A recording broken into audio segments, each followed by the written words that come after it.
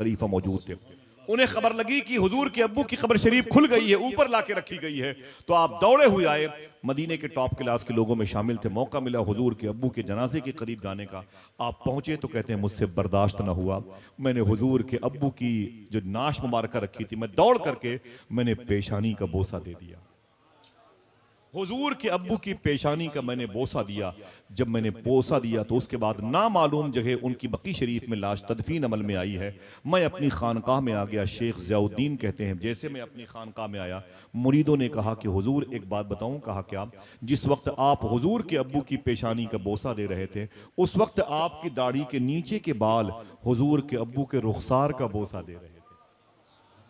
समझ गया? बहुत बहुत शुक्रिया, बहुत बहुत शुक्रिया। हुजूर के अब्बू के रुखसार का बोसा दे रहे थे। इतना सुना तो शेख ज़ियाउद्दीन मुहाजिर मदनी कहते हैं मैं खड़ा हो गया। मैंने कैंची मंगाई और कैंची मंगा करके अपनी दाढ़ी के इन बालों को मैंने काट लिया और काट करके उन्हें शीशी में रखा और मैंने कहा खबरदार इनका एहतराम करना। मैंने इसे इसलिए काट के अलग कर लिया, मैं डर गया अगर मैं कहीं वजू करने चला गया तो मेरी दाढ़ी के बाल में पानी लगेगा, पानी नालियों में जाएगा। ये वही बाल हैं जिन बालों ने हुजूर के अब्बू के रुखसार के बोसे दिए। आका करीम सल्लल्लाहु अलैहि वसल्लम के अब्बू की ताज़ीम इस तरीके से की गई।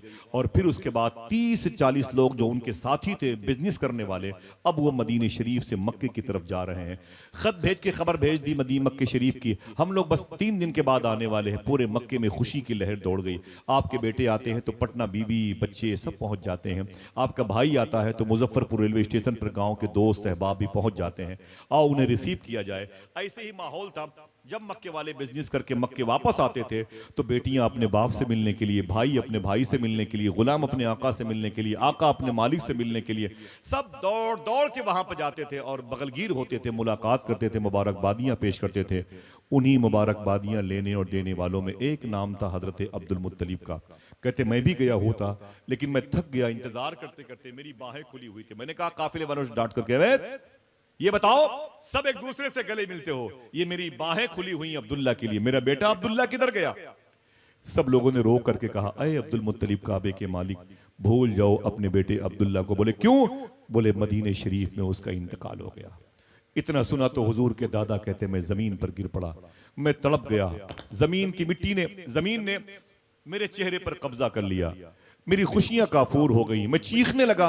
मेरी 11 औलादें थी जिनमें जनाबे अबी तालिब और जनाबे हजरत अमीर हमजा जैसे लोग थे, वो सब मेरे करीब आ गए। बोले बाबा जान क्या हुआ? मैंने कहा अब्दुल्ला का इंतकाल हो गया। सब रोए, मुझे तसल्लियां दी। बाद में सब ने कहा बाबा आप परेशान मत हो, एक ही बेटा आपका इंतकाल किया, अभी 11 बेटे बाकी हैं। जनाब अब्दुल मुत्तलिब ने कहा तुम जैसे हजारों बेटे अब्दुल्ला के नाम पे कुर्बान कर दिए जाएं।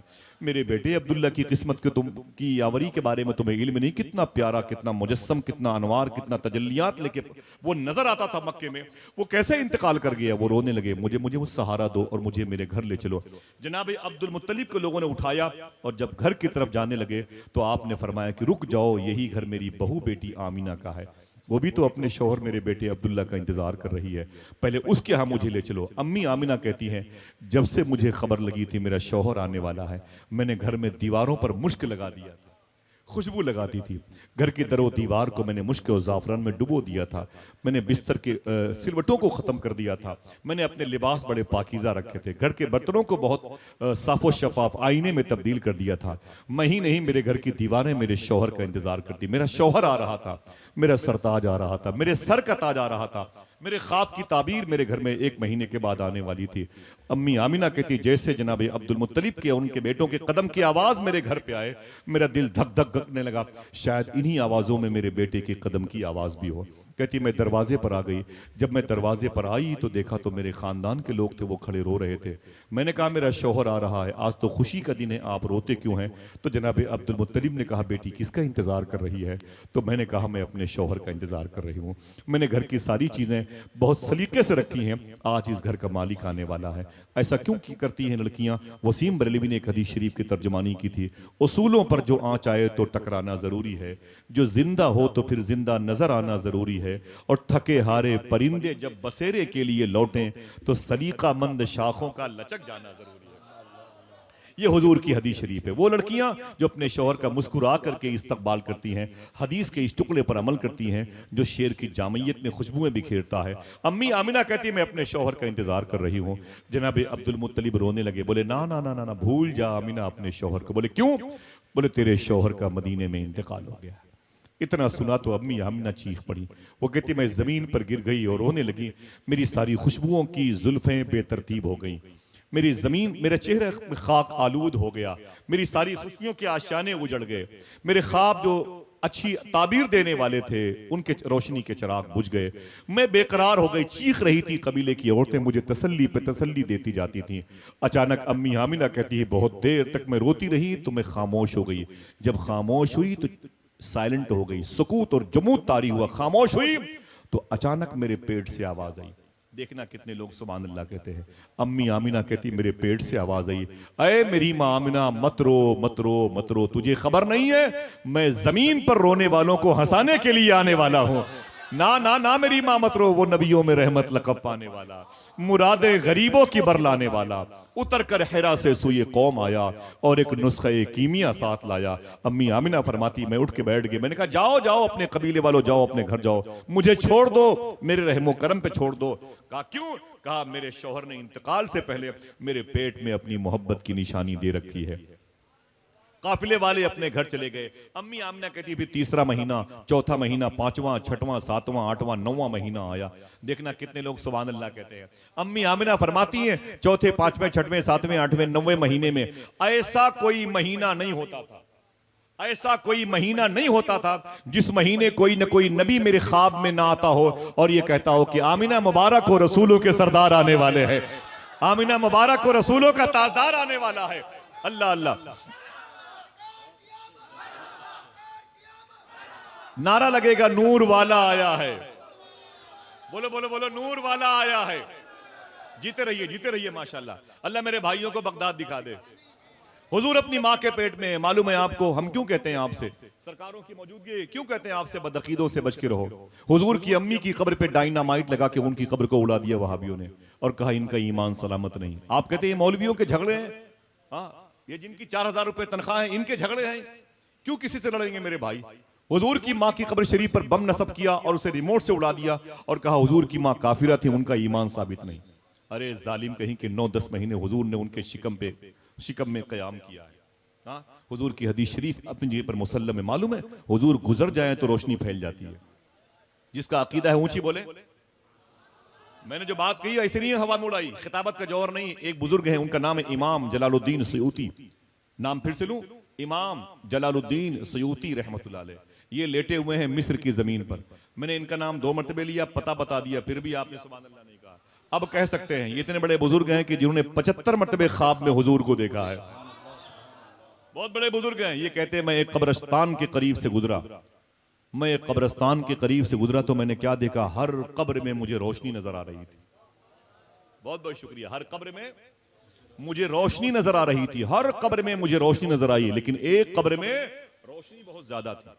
एक कब्र ज्यादा रोशन थी, बकिया सारी कब्रों में रोशनी नजर आई। इमाम सयूती फरमाते हैं मैं उस कब्र के पास गया जिसमें रोशनी ज्यादा थी। मैंने जाके सलाम किया, अंदर से जवाब आया ऐसा क्यों हुआ? वो कब्र के मुर्दों से बातें करते थे। कोई दिक्कत? हाँ कश्फ कबूर के मालिक थे, कोई परेशानी? अल्लाह उसके रसूल की मर्जी है। इमाम सयूती फरमाई जो हुजूर से बातें कर ले, वो हुजूर की उम्मत से बात करने में क्या दिक्कत है? हाँ इमाम सयूती फरमाते मैंने कब्र के मुर्दों के करीब जाऊँ, उसके पास गया जहां ज्यादा रोशनी थी। मैंने कहा ओ कब्र के मुर्दे। उसने कहा क्या बात है? मैंने सलाम किया, अंदर से जवाब आया। बोले कौन हो? मैंने कहा दुनिया मुझे इमाम जलालुद्दीन सयूती कहते। बोले क्या करने आए हो? बोले एक सवाल का जवाब। बोले क्या सवाल है? बोले सवाल यह है कि इन कब्रों में रोशनी क्यों है? देखना कितने लोग सुभान अल्लाह कहते हैं। कोई खामोश ना रहे, सबके फायदे की बात है। इन कब्रों में रोशनी क्यों है? अंदर से जवाब आया बात यह है कि इन कब्रों में हुजूर आए थे। हाय हाय, क्या कोई चुपके से कह सकता है नूर वाला नूर लेके आया है? बोले इन कब्रों में, आवाज कमजोर हो गई, इन कब्रों में। बोले बात तो मेरे पल्ले पड़ गई, दिमाग में आ गई, लेकिन ये बता तेरी कब्र में ज्यादा रोशनी क्यों है? सब कब्रों में रोशनी है तो तेरी कब्र में ज्यादा रोशनी क्यों है? फिर बोलना। तो उस साहिब कब्र ने कहा बात यह है कि मेरी कब्र में हुजूर आए भी थे, मुस्कुराए भी थे। हाय हाय हाय, हुजूर आए भी थे, ऊंची बोलो, आए भी थे, क्यों बुलाया आपने गौहर साहब को? इतनी बड़ी सरकारों को आपने कहां से खानका शरीफ से बुलाया? आपने सरकार सुरकाई शरीफ में कहां कहां से लोग चले आते हैं। ताहिर भाई को आपने कहां से बुलाया? बाप रे, बहुत दूर है भाई, हमारे इलाहाबाद से भी तकरीबन 400 किलोमीटर के फासले पर रहते हैं। शेख अब्दुल्ला बगदादी के दयार से आए हुए हैं। आला हजरत की ससुराल है रामपुर, समझे आप? तो इतने बड़े मुबारक दयार से आए हुए, क्यों बुलाया आपने? अल्लामा गौहर साहब को आप न बुलाते, पैसे आपके बच जाते, बच्चों की स्कूल में नशोनुमा में खर्च होते, उनकी पढ़ाई में करते हो। आप मुझे क्यों बुलाया भैया आपने? मैं आपसे पूछता हूँ, मुझे आप भाई यार दिल्ली भेज रहे हैं, क्या करना भाई? ये सब क्यों ऐसा करते हैं आप? मालूम है आपको इसका जवाब क्या होगा?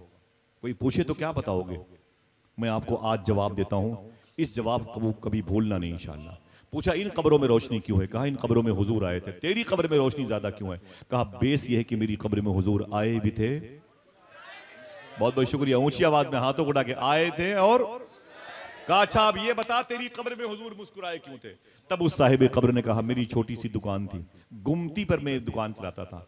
मेरी दुकान थी, जब शाम को दुकान का दरवाजा बंद करता तो मेरी आदत थी सारे मुनाफे के पैसे जेब में रखता था, लेकिन 1 रुपये का सिक्का निकाल कर एक थैली थी उसी में डाल देता।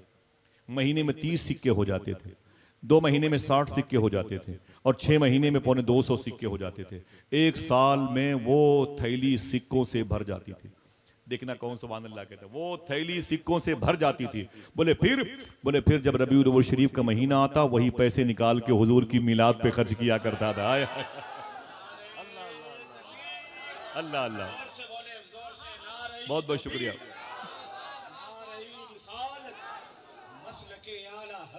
मैं कमरे में था, मैंने इशा की नमाज नहीं पढ़ी थी। ना ना ना ना बेटा, मैं नमाज पढ़ने के लिए तैयार था, तो उस वक्त मैंने सुना कि वो कलाम पढ़ा कि भाई मेरे भाई पढ़ रहे थे, खुदा खुद मेरे मजलिस बूद अंदर लामका खुसरू मोहम्मद शम्मे महफिल बूद शब जाए कि मन। सुभान अल्लाह। मैंने कहा मैं नमाज पढ़ूंगा इंशाल्लाह बाद में। ऐसा कलाम, प्यारा कलाम था। हुजूर की मिलाद के आदाब जिनको आ जाते हैं ना, उनको इसकी रोशनी हासिल हो जाती है। तो आप ये कह सकते हैं नूर वाला आया है। भाई पैसा हमारा है, हम हुजूर के नाम पे खर्च करें, तुझको इससे क्या? हम हुजूर के नाम पे कुर्बान करें, तुझको इससे क्या मतलब? भाई जिसको जिससे फायदा होता है वो उसी से मोहब्बत करता है, उसी के नाम पे लुटता भी है और अपने आप को लुटाता भी है। जान दी हुई उसी की थी, हक तो यह है कि हक अदा ना हुआ।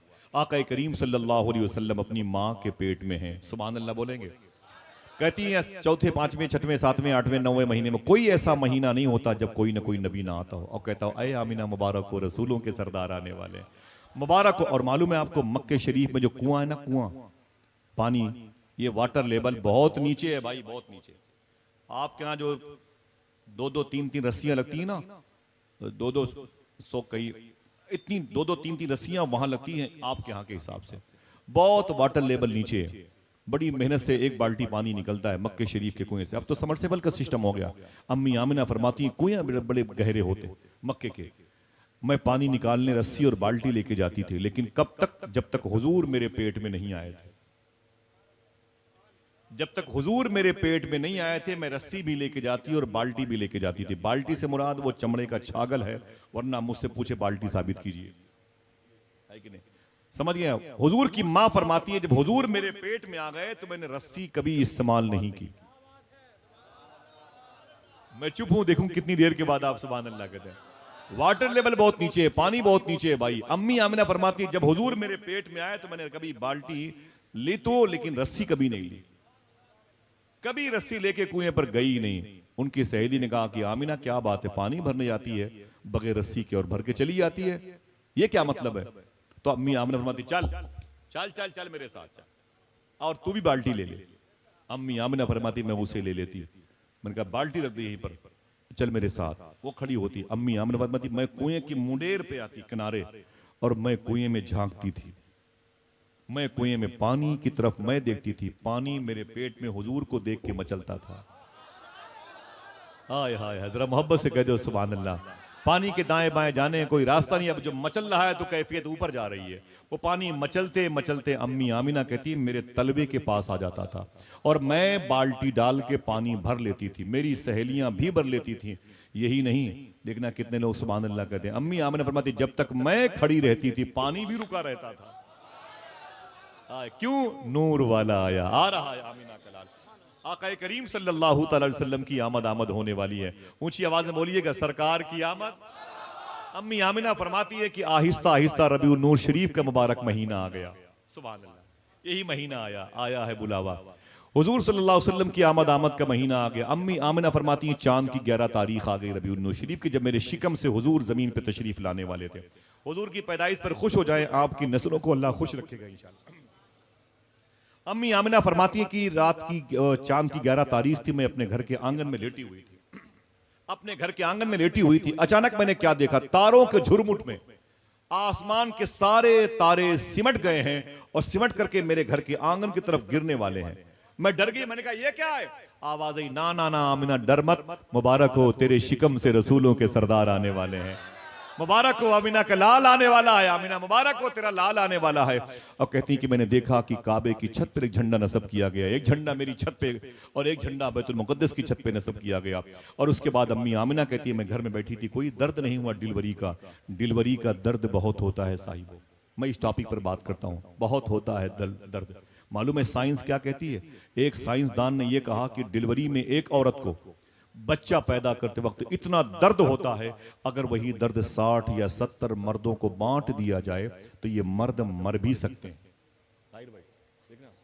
कौर भाई, ये मर्द मर भी सकते हैं, इतना दर्द होता है इन माओं को। लेकिन अफसोस की बात है कि माएँ इतनी तकलीफ को झेल जाती हैं, लेकिन बच्चे अपनी माँ की थोड़ी सी तकलीफ बर्दाश्त नहीं करते। अपनी माँ को जूतों से मारते, अपनी माँ को ठोकरे मारते हैं, अपनी माँ को गालियां देते हैं, अपनी ही बेटी की शादी के मौके पर अपनी माँ को दावत नहीं देते। कहते हैं बूढ़ी माँ पागल हो गई है, छोटे वाले भाई के बहकावे में आ गई है। माज़अल्लाह रब्बिल आलमीन, ऐसा कहीं होता है? बगदाद शरीफ में शेख बशीर गिलानी एक बुजुर्ग हैं, वो कहते हैं कोरोना के दौर में मेरी बच्चियां मेरे बच्चे सब बीमार पड़ गए थे, ऑक्सीजन की कमी थी, दवाइयां नहीं मिलती थी और पूरा शहर जाम था। कहाँ जाता बगदाद शरीफ में, गौस पाक के रोजे पर भी नहीं आ पाता था। बच्चियां मेरी बीमार, वो खांसते हुए, वो परेशान, तो मैं समझ गई ये सब मर जाएंगे, रोने लगा। फिर मुझे एक ही चीज समझ में आई, मैंने अपनी माँ को बिस्तर से उठाया और उसे तख्त पे लाके बिठा दिया और उसके पैर के नीचे मैंने वो बड़ा वाला जो होता नहीं टब, प्लास्टिक का टब जिसमें बच्चे नहाते हैं, वो लाके अपनी माँ के पैर के नीचे रख दिए। एक लोटे में पानी लेके आया, अपनी माँ के पैर धुले और पैर के जो धुलने का जो गुसाला था, पानी था, वो टब में आ गया। फिर मैंने अपने बच्चों को, बीवी को, बेटियों को बुलाया, मैंने कहा लाइन से बैठ जाओ। सब लाइन से बैठ गए। मैंने अपनी माँ के पैर के धोवन को गिलास में भर भर के अपनी सारी बेटियों को पिलाना शुरू किया और मैंने कहा सुनो, किसी और बीमारी की वजह से तुम्हें मौत आ सकती है, कोरोना की वजह से मौत नहीं आ सकती है, इसलिए कि मैंने तुम्हें अपनी माँ के पैरों का धोवन पिला दिया है। यार माँ माँ होती है मेरे भाई, माँ को नफरत से मत देखा करो। अच्छा हाथ उठा के बताएं कितने लोगों की माँ घर पे जिंदा है? उठाएं माशाल्लाह। एक मिनट में बोले, उठाए रखिएगा, बोले अय अल्लाह तेरा शुक्र है। फिर से बोले, ऊंची बोले। इंशाल्लाह वादा करो कि जब कभी भी अपने घर से बाहर जाओगे तो अपनी माँ का हाथ चूम के जाओगे। बोलो भाई बोलो इंशाल्लाह। जो दिक्कतें पेश आए अपनी माँ से कहा करो इंशाल्लाह। सरकारे महबूब इलाही कहते हैं कि मेरी माँ जब तक जिंदा थी मेरा कोई काम रुका नहीं और माँ के इंतकाल के बाद भी मेरा कोई काम रुका नहीं। जब मेरी माँ का इंतकाल हो गया तो मैं अपनी माँ की कब्र के पास जाता था और माँ की कब्र पे बैठ के मैं दुआ करता था। मेरी माँ कब्र के नीचे आमीन कहती थी और मेरा काम बन जाया करता था। माँ मेरा टॉपिक नहीं वरना बात करता, बात तो हुजूर की आमद की है। जरा फिर से बोलें, सरकार की आमद, नूर वाला। अम्मी आमिना फरमाती मैं डिलीवरी के वक्त कोई तकलीफ मगर नहीं हुई, कोई दर्द नहीं हुआ, कोई ब्लीडिंग नहीं हुई, कोई घुटन नहीं हुई, कोई ताफुन नहीं। अम्मी आमिना फरमाती है मेरी 3 सहेलियां मेरे करीब बैठी थी जब हुजूर पैदा होने वाले थे। बातें याद रहेंगी? अम्मी आमिना फरमाती है मेरी 3 सहेलियां मेरे करीब बैठी थी जब हुजूर मेरे शिकम से जमीन पे तशरीफ लाने वाले थे। उनमें एक का नाम है मखदूमा शिफा, क्या नाम है? दूसरी कनीज थी जिनका नाम था सूबिया। किसी 1-2 किताब में सोएबा लिखा होता है, सूबिया, ठीक है, वो कनीज थी। तीसरी औरत का नाम था हजरत उम्मे ऐमन। उम्मे ऐमन कौन है? ये हुजूर की माँ की सहेली हैं। इनके इंतकाल के बाद हुजूर ने कहा था उम्मे ऐमन मेरी माँ के बाद मेरी माँ है। हाय हाय हाय, हुजूर ने इनसे कितनी मोहब्बत की। जब उनसे इतनी मोहब्बत की तो अपनी माँ से कितनी मोहब्बत करते। लोग कहते हैं कि हुजूर ने अपनी माँ की खिदमत करने का कोई दकीका नहीं पाया, लेकिन हुजूर ने कहा क्या है मालूम है अपनी माँ के बारे में? मेरे आका इरशाद फरमाते, काश मैं इशा की नमाज पढ़ा रहा होता। जुमले सुनिएगा, काश मैं इशा की नमाज पढ़ा रहा होता और मेरी माँ बाबे आयशा के करीब, ये रियाजुल जन्ना की तीसरी सफ के पास गेट है, काश मैं इशा की नमाज पढ़ा रहा होता और मेरी माँ बाबे आयशा उस दरवाजे पे खड़ी होकर बोलती, बेटे मोहम्मद इधर आओ, तो हुजूर फरमाते मैं नियत तोड़ करके अपनी माँ से लिपट जाता। इससे बड़ा ऐलान क्या होगा माँ के फजाइल पर। दुआ करो अल्लाह हमारी माओं को शिफा अता फरमाए। हमारी माँ का इंतकाल हो गया, हमारी माँ का इंतकाल मालूम है इमाम हुसैन से, गवर भाई, ताहिर भाई, मेरी माँ इतनी मोहब्बत करती थी कि मेरी माँ का इंतकाल भी आशूरे की 10 तारीख को हुआ था। अल्लाह की मर्जी है। अभी भी घर से निकलता हूँ तो उनकी कब्र पे बहुत देर देर तक बैठता हूँ। बहरहाल आपकी माँ अगर घर पे है तो उसका एहतराम करें, नहीं है तो उसकी कब्र पे जरूर जाया करें इंशाअल्लाह। दिल से बोले इंशाअल्लाह। मेरे आका की माँ कहती है मेरी 3 सहेलियां थी, एक तो शिफा थी, एक सोबिया थी जो कनीज थी, और एक उम्मे यमन। मुझे लेके बोले भाई हुजूर की पैदाइश पर घर पे कितने लोग थे? ऊंची बोले 4 लोग थे। अचानक अम्मी आमिना कहती कि मैंने क्या देखा, 3 और औरतें मेरे घर पे आ गई, 3 और औरतें मेरे घर पे आ गई। मैंने कहा आप भाई आप कौन है, इतने बनठन के आई हैं, आप कौन है, इतना बन संवर के आई, इतना मेंटेनो के आई, आप हैं कौन? देखना कौन सुभान अल्लाह कहता है। उनमें से एक ने कहा, अरे मखदूमा आमिना मैं हाजरा हूं, हाजरा। बोले मेरे ही बेटे की ठोकर की वजह से जमजम का पानी निकला है, मेरे ही गुजरगाह को अल्लाह ने इन्न सफा वल मरवत मिन शाइरिल्लाह का, मैं हाजरा हूं, हाजरा। अम्मी आमिना फरमाती, ओ आप हाजरा हैं? बोले हाँ। बोले ये कौन है आपके बगल में? तो उसने कहा मैं सारा हूं, सारा। सुभान अल्लाह, नाम सुन के सुभान अल्लाह कह दीजिए, तफसील फिर किसी मौके पर। बोले आप? बोले सारा हैं। बोले सारा के बगल में कौन है? देखना कितने लोग सुभान अल्लाह कहते हैं। ये नाम जो लिया जा रहा है, इस नाम की इस कुरान में एक सूरे मौजूद है, इस सूरे मौजूद है। हुजूर की मां फरमाती आप? बोले हाजरा। अच्छा आप? बोले सारा। अच्छा आप कौन है? तो उस औरत ने शर्माते हुए कहा मेरा नाम मरियम है, मरियम। बोले मरियम? बोले हाँ। बोले वो तेरा बेटा ईसा? बोले हाँ हाँ। बोले अरे मरियम तू ईसा की मां है? बोले हाँ। बोले वो ईसा नबी? तो जनाबे मरियम खड़ी हो गई। बोले आमिना कैसी बातें करती है, अरे मैं एक नबी की मां हूं, तू नबियों के सरदार की मां बनने वाली है। अल्लाह अल्लाह अल्लाह, वो नबियों में रहमत लक़ब पाने वाला, मुरादें गरीबों की बरलाने वाला। बहुत बहुत शुक्रिया। जनाबे अम्मी आमिना फरमाती हैं कि मुझसे कहा बीबी मरियम ने, तू नबियों के सरदार की मां बनने वाली है। खुशी मनाई गई। उतने में अम्मी आमिना फरमाती, सरकार मुजाहिद मिल्लत के खलीफा अपनी किताब तजल्लियात रहमतुल आलमीन में लिखते हैं, अम्मी आमिना फरमाती हैं कि हुजूर सल्लल्लाहु तआला अलैहि वसल्लम की पैदाइश के वक्त पतली पतली लड़कियां, खजूरों जैसी लंबी लंबी लड़कियां, अम्मी आमिना कहती दंदनाती हुई कभी इधर से उधर, कभी उधर से उधर, कभी इधर से उधर, इधर से उधर घूमती थी मेरे घर में। मैंने उन लड़कियों से कहा, ए लड़कियों तुम कौन हो? देखना कितने लोग सुभान अल्लाह के, तुम कौन हो? तो उन लड़कियों ने कहा, अम्मी आमिना हम जमीनी नहीं, हम आसमानी हैं, हम जमीनी नहीं, हम आसमानी। बोले हो कौन तुम, तुम्हारा ताल्लुक किस कबील से है? बोले हम किसी कबील के नहीं। बोले फिर कहाँ की हो? उन लड़कियों ने कहा, अम्मी आमिना हम जन्नत की हो रहे हैं, हुजूर के इस्तकबाल के लिए आए हुए हैं। मेरे इमाम ने क्या कहा था, जिस सुहानी घड़ी चमका तैबा का चांद, उस दिल अफरोज साअत पे लाखों सलाम। हाथों को उठा के बोलो उस दिल अफरोज साअत पे, हाथों को लहरा के उस दिल अफरोज साअत पे। अम्मी आमिना फरमाती खुशियां ही खुशियां थी, हर तरफ दरूद के नगमे गूंज रहे थे। हिंदुस्तानी घड़ी के मुताबिक 4:32 पे, कितने? फिर से बोलो, फिर से बोलो, 4:32 पे अम्मी आमिना के घर में हुजूर सल्लल्लाहु तआला अलैहि वसल्लम पहली मर्तबे ज़ाहिरी जिस्म मुबारका के साथ जमीन पे तशरीफ ला रहे हैं। जरा हाथों को उठा के फिर से बोल दो, अस्सलातु वस्सलामु अलैका।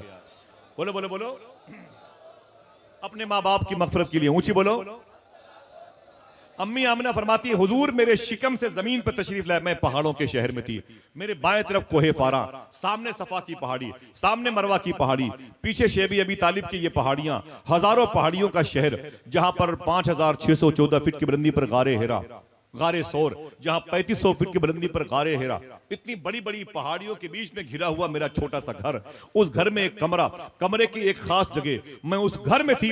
और मेरा बेटा जब मेरे शिकम से जमीन पर तशरीफ लाया, इतनी रोशनी फैली, मैंने अपने घर से 1000 किलोमीटर के फासले पर मुल्क शाम के बादशाहों की महलों की दीवारों पर चमक देख ली थी। बैठे बैठे अपने घर में क्यों देख ली थी? तो लोगों ने कहा नूर वाला आया है, नूर लेके आया। इतनी चमक पैदा हुई, हुजूर सल्लल्लाहु अलैहि वसल्लम जमीन पे तशरीफ लाए तो आपने सबसे पहले अल्लाह की तस्बीह बयान की, और जब तस्बीह बयान की उसके बाद हुजूर चले गए सजदे में और जाके दुआ मांगी, ऐ मेरे मौला मेरी उम्मत की मगफरत फरमा दे। जब हुजूर सजदे में है तो अम्मी आमिना कहती है मुझे मुबारकबादियां मिलने लगी। तो थोड़ी देर हुजूर जब सजदे में, तो सबसे पहले तारीख में आता है हुजूर को जिस औरत ने गोद में उठाया था, ये नाम याद रखें, उसका नाम था मखदूमा शिफा। क्या नाम था? मखदूमा शिफा। कहती है मैं आगे बढ़कर के, अम्मी आमिना इजाजत दे तुम्हें हुजूर को उठा लूं? कहा बिल्कुल उठा लें। जैसे हुजूर को अम्मी आमिना से पूछ करके मखदूमा शिफा ने उठाया और आवाज दी, ऐ सोबिया, ऐ उम्मे ऐमन, आ जाओ हुजूर को नहला दिया जाए। देखना कितने लोग सुभान अल्लाह कहते हैं, आ जाओ आ जाओ हुजूर को नहला दिया जाए। पता चला हुजूर तो नहाए हुए पैदा हुए थे, हुजूर तो नहाए हुए पैदा हुए थे। किसी ने कहा आंखों में सुरमे लगा दिए जाएं, पता चला कि हुजूर की आंखें बगैर सुरमे के चमक रही हैं। किसी ने कहा कि जरा हुजूर के जिस्म पाक पर खुशबू मल दी जाए, पता चला सारी खुशबू हुजूर के जिस्म पाक से आ रही है। आकाए करीम सल्लल्लाहु अलैहि वसल्लम की आमद हुई। हुजूर के दादा अब्दुल मुत्तलिब कहते हैं मैंने काबे का तवाफ किया, मुताफ आंगन में, और उसके बाद जेब से चाबी निकाली, मैंने बाबे काबा, काबे का दरवाजा खोला और अंदर चला गया। जब अंदर चला गया तो वहां पत्थर के मुजस्समे रखे हुए थे जिन्हें वो लोग पूछते थे, अपना खुदा कहते थे माज़अल्लाह। जनाबे अब्दुल मुत्तलिब कहते हैं जैसे मैं काबे के अंदर गया, मैंने क्या देखा, वही पत्थर के मुजस्समे धड़ाधड़ जमीन पर गिरने लगे, जमीन पर गिरने लगे। तो कहते हैं मैंने अपनी दाहिनी हाथ की पेशानी, अपनी हथेली अपनी पेशानी पर मारी। मैंने कहा भाई मैं ये क्या देख रहा हूं? तो उन पत्थरों से आवाज आई, अय अब्दुल मुत्तलिब मुझे क्या देख रहे हो? घर जाओ उसे देखो जिसे देखने के लिए जन्नत की हूरें बेचैन बेकरार रहती हैं। तुम्हें पता है तेरे घर में कौन आया है? शबनम जबलपुरी ने कहा था, शम्म की लो न बुझी और न लहराई है।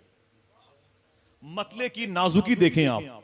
शबनम साहब मेरे बड़े अच्छे मोहसिन दोस्त में थे, अभी उनका इंतकाल हुआ, बहुत बड़े शायर थे।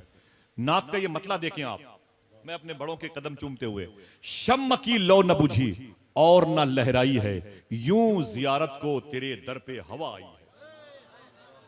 शम्म की लो न बुझी और न लहराई है, यूं जियारत को तेरे दर पे हवा आई है, और लोग आते हैं तो आती है घरों में रौनक, आप आए हैं तो दुनिया में बहार आई है, आप आए हैं तो दुनिया में बहार आई है। जनाबे अब्दुल मुत्तलिब कहते हैं मैंने देखा कि पत्थर के मुजस्समे जमीन पर पड़े थे। मैंने कहा मैं क्या देख रहा हूं? तो उन पत्थरों से आवाज आई, अरे अब्दुल मुत्तलिब मुझे क्या देख रहे हो? अरे घर जाओ उसे देखो जिसे देखने के लिए जन्नत की हूरें बेचैन बेकरार रहती हैं। हुजूर जमीन पर तशरीफ ला रहे हैं। रवायतों में लिखा है पूरब के जानवर पश्चिम की तरफ, पश्चिम वाले पूरब की तरफ, उत्तर वाले दक्षिण की तरफ और दक्षिण वाले उत्तर की तरफ भागते, और सारे जानवर जब इकट्ठा होते तो आपस में यही कहते, यार मुबारक हो रसूलों के सरदार आए हुए हैं, मुबारक हो आमीना का लाल आया हुआ है। समुद्र की मछलियां समंदर की लहरों पे आती और कहती ऐ जमीन व आसमान वालों खुश हो जाओ, आमीना का लाल आया हुआ है। तितलियां गुलिस्तान में हुजूर की नातें पढ़ती थी। आमीना कहती मैं खुश थी, मेरे दरवाजे पर अब्दुल मुत्तलिब आ गए, जल्दी से काबे का दरवाजा बंद किया, दौड़े हुए अपने घर पे आए और दरवाजा बंद था। आपने दस्तक दी, अंदर से आवाज आई, कौन? कहा अब्दुल मुत्तलिब, इस घर का मालिक, पैदा होने वाले का दादा, उसका बाप। दरवाजा खोलो, देखना कितने लोग सुभान अल्लाह कहते हैं। अंदर से आवाज है, अरे अब्दुल मुत्तलिब चुपचाप बाहर खड़े रहो, अभी तो जन्नत की हूरें बारी बारी हुजूर का दीदार कर रही हैं, अभी तुम्हारा नंबर कहां से आ जाएगा? कहते मैं दरवाजे पर खड़ा था, बहुत देर के बाद दरवाजा खुला, लोग लोगों का इस्तकबाल करते हैं। उस दिन खुशबुओं ने मेरा इस्तकबाल किया। मैं अंदर गया, सीधे डिलीवरी होम में। बच्चे जहां पैदा होते हैं ना, वहां बड़ी बदबू होती है, ब्लीडिंग की वजह से बहुत घुटन, बहुत ताफुन, बहुत ज्यादा चीख पुकार की कैफियत होती है, बहुत ज्यादा सरासिमगी, खौफ और दहशत का माहौल होता है। समझे आप? मालूम है ये कलेजा माओं का है जो इस कदर मुश्किलात की राह का मुसाफिर बनती है। तो हुजूर के दादा कहते हैं मैं सीधे डिलीवरी होम चला गया, जचा खाने चला गया। मैंने क्या देखा? खुशबू ही खुशबू हर तरफ फैली हुई थी। सामने मेरी बहू बेटी आमिना बड़े सरीके से बैठी हुई थी, मुझे देखा तो खड़ी हो गई और कहा दादा जान मुबारक हो, मेरे ससुर अब्बू हुजूर तशरीफ लाए हैं। मैंने कहा बेटी मुबारक हो, आमिना के लाल की आमद हुई है। जनाब अब्दुल मुत्तलिब कहते हैं कि हुजूर कहाँ हैं? तो अम्मी आमिना फरमाती हैं हुजूर अभी आराम कर रहे हैं। जब मैंने देखा तो जनाब अब्दुल मुत्तलिब कहते हैं कि हुजूर सल्लल्लाहु अलैहि वसल्लम हरे रंग की चादर शरीफ बिछाए हुए थे, सफेद रंग की चादर शरीफ हुजूर ओढ़े हुए थे। अल्लाह अकबर अल्लाह। मैंने कहा अय आमिना अगर जहमत न हो तो हुजूर को दिखा दे। हुजूर को देखने के लिए मैंने बूढ़ी आंखों में जवानी की दुआ मांगी है। हुजूर को अपनी गोद में रखने के लिए मैंने अपने बाजुओं की मछलियों को की जिंदगी की भीख मांगी है। मैंने रब से कहा था मेरे मौला मुझे उस वक्त तक जिंदा रख जब तक तेरा हबीब जमीन पर ना आ जाए। अब हुजूर आ गए हैं तो मुझे हुजूर को देखने दे। रुख से नकाब उठाओ, बड़ी देर हो गई। माहौल को तिलावत कुरान किए हुए अम्मी आमिना फरमाती है मैंने हुजूर को उठाया और उठा करके जनाबे अब्दुल मुत्तलिब की गोद में दिया। जैसे अब्दुल मुत्तलिब की गोद में हुजूर आए, अब्दुल मुत्तलिब कहते हैं मेरी गोद में हुजूर आए, ऐसा लग रहा था पूरी कायनात मेरी गोद में आ गई है, पूरी कायनात मेरी गोद में आ गई। जनाबे अब्दुल मुत्तलिब कहते हैं, अय आमिना अगर जहमत ना हो तो हुजूर की आंखें तो दिखा दे। बोलेंगे आप? थक गए? थक गए भाई? अगर थक गए तो फिर थकावट दूर करने के लिए फिर हुजूर ही की बातें होंगी, सलाम नहीं पढ़ा जाएगा। समझे, इससे बड़ा तो हमारे पास कोई फार्मूला है नहीं। और आप जैसे मोहब्बत करने वाले सुन, अगर टिकट फ्री में होता तो मैं कल सबको साथ बगदाद शरीफ लेके जाता, लेकिन आपकी यादें, आपके एहसानात मेरे साथ रहेंगे इंशाअल्लाह। कह दें मैं आप बहुत खुशकिस्मत है आप, और मैं आपके पैरों को चूम लूं। चलोगे बगदाद शरीफ इंशाअल्लाह? अभी दादा की आमद की खुशी मना रहे हैं लोग, कह रहे हैं नूर वाला आया है, हुजूर की आमद का मामला है। जनाब अब्दुल मुत्तलिब कहते हैं अय आमिना, अय आमिना